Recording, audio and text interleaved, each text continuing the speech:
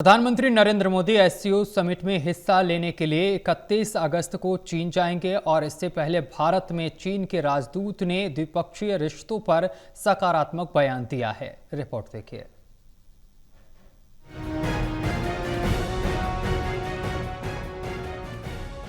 प्रधानमंत्री Narendra Modi SCO summit में हिस्सा लेने के लिए चीन जाएंगे। इससे पहले भारत में चीन के राजदूत का सकारात्मक बयान आया है। इसमें बताया गया है कि राष्ट्रपति शी जिनपिंग ने चीन और भारत के बीच राजनयिक संबंधों की स्थापना की 75वीं वर्षगांठ पर राष्ट्रपति द्रौपदी मुर्मू के साथ बधाई संदेशों का आदान प्रदान किया है।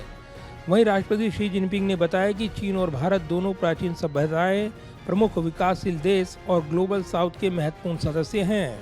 दोनों देश अपने अपने आधुनिकीकरण अभियान के एक महत्वपूर्ण चरण में हैं।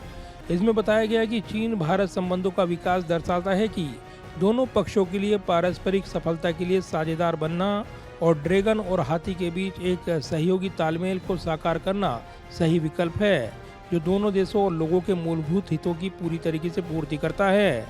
दोनों पक्षों को चीन भारत संबंधों को रणनीतिक और दीर्घकालीन दृष्टिकोण से देखना और संभालना चाहिए और पड़ोसी प्रमुख देशों के लिए शांतिपूर्ण सह अस्तित्व, आपसी विश्वास और पारस्परिक लाभ और साझा विकास के लिए साथ मिलकर काम करने के तरीके तलाशने चाहिए।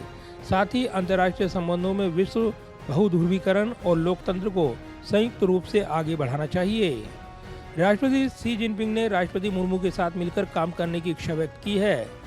इस दौरान दोनों देशों के बीच राजनीतिक संबंधों की स्थापना की 75वीं वर्षगांठ को एक अवसर के रूप में लेते हुए रणनीतिक आपसी विश्वास को बढ़ावा देने, विभिन्न क्षेत्रों में आदान प्रदान और सहयोग को मजबूत करने, प्रमुख अंतर्राष्ट्रीय मसलों पर संचार और समन्वय को गहरा करने, चीन भारत सीमा क्षेत्रों में शांति और सौहार्द की संयुक्त रूप से रक्षा करने, चीन भारत संबंधों को सुदृढ़ और स्थिर विकास के पथ पर आगे बढ़ाने और विश्व शांति और समृद्धि में योगदान देने के लिए अपनी तत्परता व्यक्त की है।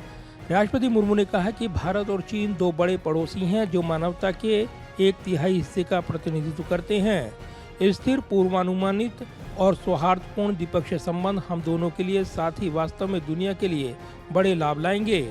साथ ही ये कहा गया है कि आइए हम राजनयिक संबंधों की स्थापना की 75वीं वर्षगांठ के अवसर पर उपयोग भारत चीन द्विपक्षीय संबंधों के स्वस्थ और स्थिर विकास की दिशा में काम करने के लिए काम करें। कैमरामैन विदर्भ के साथ प्रदीप कुमार, टोटल न्यूज, दिल्ली।